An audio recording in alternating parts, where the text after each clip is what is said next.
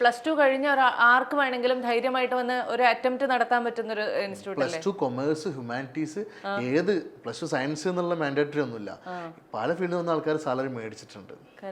അപ്പൊ ഞാൻ ജസ്റ്റ് +2 കഴിഞ്ഞിരിക്കുകയാണെങ്കിൽ എത്ര കാലമാണ് ഈ കോഴ്സിന്റെ ഡ്യൂറേഷൻ? അപ്പൊ എങ്ങനെ രാവിലെ തൊട്ട് വൈകുന്നേരം വരെയാണോ ക്ലാസ്? അങ്ങനെയൊക്കെയുള്ള കാര്യങ്ങൾ എന്താണ്?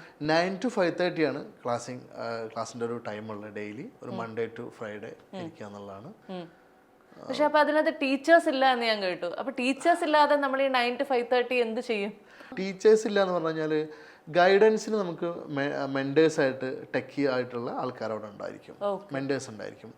അതുപോലെ അവർക്ക് വീക്കിലി ഗൈഡൻസ് ക്ലാസ്സസ് ഉണ്ടായിരിക്കും. ഈ വീക്ക് എന്താണ് നമ്മൾ ചെയ്യേണ്ടത്, നമ്മൾ സിലബസിന് നമ്മൾ ഓരോരോ വീക്കുകളായിട്ട് അല്ലെ ആ വീക്കുകൾ മോഡ്യൂളുകളായിട്ട് നമ്മൾ വിളിക്കുക, ഓരോ മോഡ്യൂളുകളായിട്ട് ഡിവൈഡ് ചെയ്തിട്ടുണ്ട്.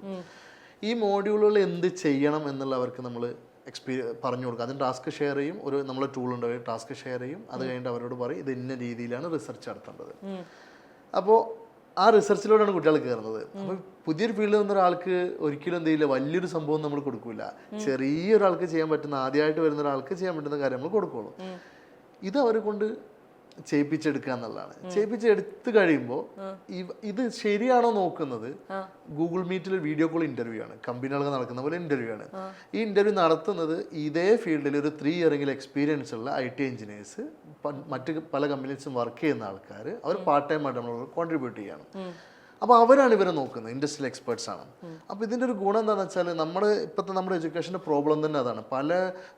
പല കോളേജുകളിലും എഞ്ചിനീയറിംഗ് കോളേജിൽ ഒരു 60-70% ടീച്ചേഴ്സിനും IT ഫീൽഡിൽ അല്ലെങ്കിൽ അവരുടെ അതേ ഇൻഡസ്ട്രിയിൽ വർക്ക് ചെയ്ത എക്സ്പീരിയൻസ് ഉണ്ടാവില്ല.